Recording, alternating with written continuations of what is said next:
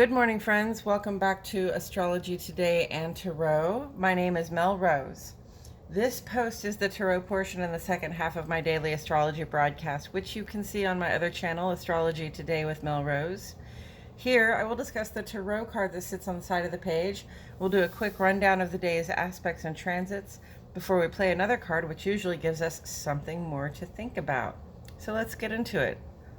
The card that currently sits on the side of the page is the Three of Cups, and the Three of Cups represents the second 10 days of the Sun's transit through Cancer here, or the second decan, and that's nearly at an end. Today is Saturday, and we're going to go to Four of Cups on Tuesday.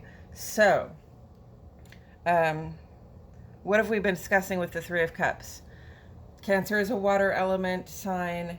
Cups are water in the tarot. This is very much about our feelings, what it's like to be us on the inside, those things we think, feel, know, and intuit, so the intuitive capacity and the creative capacity as well.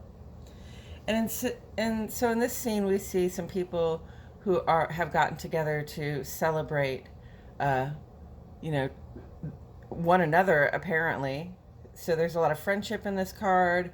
There's maybe a sense of community. There's a lot of joy. Our friends are gathering together.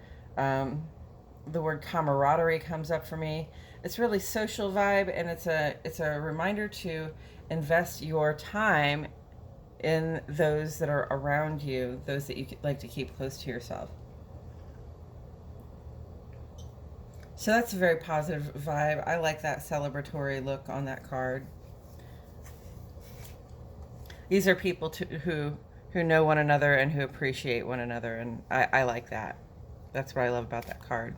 So, with all of that said, I'm going to go ahead and shuffle the cards while I remind myself and the cards that the sun is in Cancer, and when the sun is in Cancer, we become very... well, the line can blur between the outer life and the inner life a little bit because Cancer rules the moon. So the sun is in Cancer. It's like our outer life focus is all about our heart and home, what's going on in our heart and what's going on at home for us. So sometimes sometimes that outer life sort of bleeds into our inner life, and sometimes we just kind of expand our inner life to expand to include a whole bunch of people who don't live at home with us, especially in Cancer. We seek to nurture community the way we have nurtured our family. And also when the sun is in Cancer, we can be very protective of those we like to keep around us. Mercury is also in Cancer. We desire quality ideas, plans, and conversations, okay, rather than just a quantity of information. And, the way we express ourselves under Cancer may be more about showing it than saying it. Waxing gibbous moon, Scorpio all day today. These fixed water vibes are going to help us quietly and efficiently make strides toward the completion of our short-term goals at this time. So, on the moon side of the page today, we have several aspects. Moon goes in opposition to Uranus early this morning around 7:30. And how do you react to change? Because that's really gonna affect how this comes out. This is the impulsivity for changes. So even if it's not you making changes, somebody in your close sphere might want to make a change. But that's your heart and your home, right? So we want to try to react positively if we can. All right. Opposition calls for a balance to be struck. If not, there'll be a conflict. So be aware that, the choice between balance and conflict may be yours to make. This evening at 6:04, Moon goes square to Saturn here, Capricorn, Aquarius. And this can be very low or a depressed state of being. Okay, we might feel lonely or isolated, whatever is coming up in terms of our fears and insecurities at this time. It might have to do with how we've handled our responsibilities. So, give yourself a little bit of grace. Don't kick yourself too hard. Moon goes trine to Neptune not later this evening, but around 8 o'clock this evening. And this is really an opportunity to imagine better things for yourself. Imagine, Neptune, how do I say this? this is about indulging fantasy. Okay, when Moon gets together with Neptune, especially with that trine aspect, um, the trine aspect helps us to envision what is ideal for ourselves. And, being able to envision what is ideal for ourselves is a great way to be able to, uh, uh, you know, start to make plans for yourself as well. And then the void of course moon here goes sextile to Pluto tonight. Moon and Pluto is the feelings and sort of what stands behind them. That sextile vibe is a cooperative one, so it promises good outcomes if we apply ourselves to some deeper understanding of ourselves. And then we have a void of course moon tonight for about 4 hours. It does span the midnight hour. Moon moves into Sagittarius about 3:30 tomorrow morning. So, the void of course moon is a time when the moon has made its last aspect in the sign that it's in, and now it's not going to make any more aspects before it goes into the next sign, right? So we think of it as being sort of in between signs and unfiltered, so we can get more in touch with what those moon vibes are saying to our own personal heart and home moon vibes.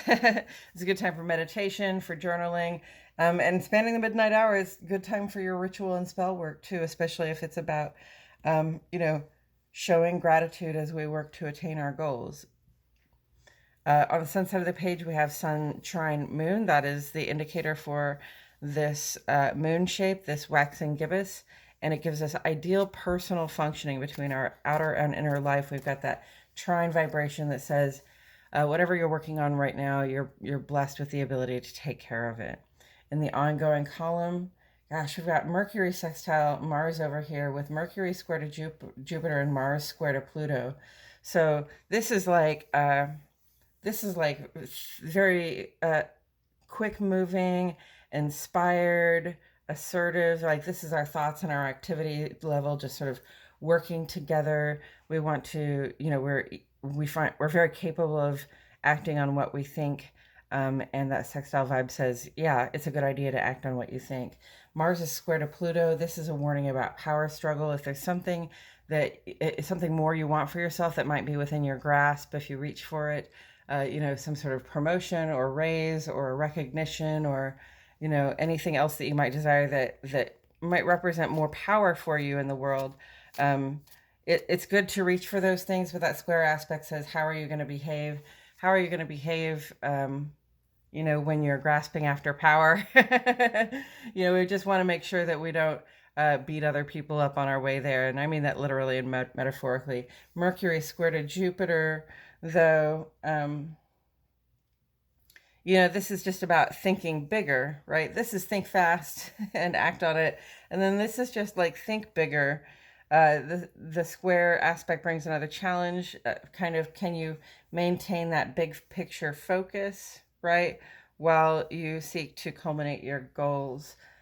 So, it's going to be important to try to focus. This can be a very unfocused energy, which can make our actions a little erratic. And when our actions are a little erratic, they might come across the wrong way, right? So what we really want to be careful about that Mercury sextile Mars vibe and how the extraneous sort of aspects here can mess us up in our ability to act on what we're thinking at this time. Venus is sextile to Chiron and Sun is square to Chiron at this time. So, Sun square Chiron says, I'm struggling a little bit. There's somebody or something going on around me that keeps me from really feeling like I can express myself. And then Venus is sextile to Chiron saying, okay, well, if you've got an interpersonal problem like that, it's time to do what you can to seek to solve that problem or heal that wound. So sort of it's all coming up right there. It's saying, yes, you're going to notice the area where you're being held back, and also you're going to notice how you can have that conversation so that you can stop being held back. Pluto is retrograde, Saturn is retrograde, Neptune is retrograde.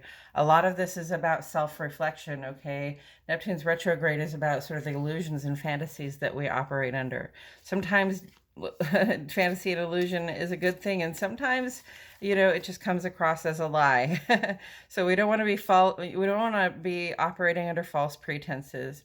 Saturn is retrograde, and that's really about like kind of, have you been a good little kid or a bad little kid? during Saturn's retrograde, we get to kind of take a look at how we have taken responsibility for ourselves, and like how well we've done at that. And like if we've stayed on top of our tasks, then there might be a reward. But if we have not taken care of our chores, shall we say, in good faith, then stuff's going to catch up with us, and we're going to have more work to do. Pluto's retrograde is very introspective. It's about the stuff that's behind the emotion, and we're dealing with that on a really personal level right now. Also, especially bringing under review any sort of toxic patterns we're engaged in, toxic relationships, or toxic ways of being that we have, that at this time it's good to just really seek to let them go. Okay, with all of that said, okay, we've got the Five of Pentacles.